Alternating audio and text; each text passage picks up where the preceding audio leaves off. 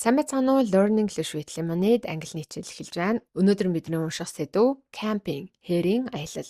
Бидний хичээл reading болон speaking хоёр хэсгээс бүрдэн read хэсэг дээр уншиж ойлгох бол speaking хэсэг дээр read aloud чангаар унших дасгалыг хамтдаа их болно. За ингээд эхэлцгээе. When you go on a camping trip, go гингүүд явах гэсэн утгатай.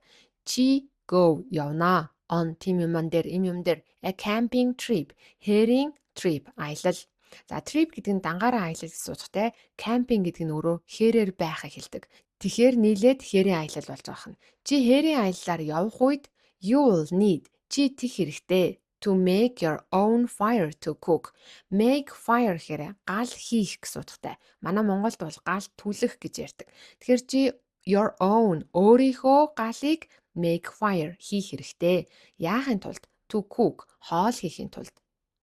If you find water from a stream nearby. If you find хэрвээ чи олвол water усыг хаанаас a stream горхноос nearby ойролцоох горхноос чи ус олвол гэдэг дараагийн өгүүлбэр.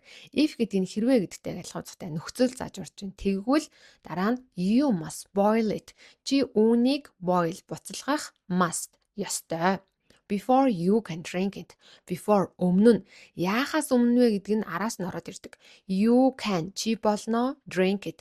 Үүнийг ууж болохоос before өмнө нь you must boil it. Чи үүнийг буцалгах ёстой. You may also need. You may чи магадгүй also бас need хэрэгтэй. To dig ухна a toilet pit. Pit гэдэг маань нүхийг хэлж байгаа. Toilet гэвэл нойл. Нойлын нүх dig ухах need хэрэгтэй. May магадгүй. This is hard work, isn't it? This is hard work. Энэ бол хэцүү ажил. Isn't it? Тийм биш гэж үү?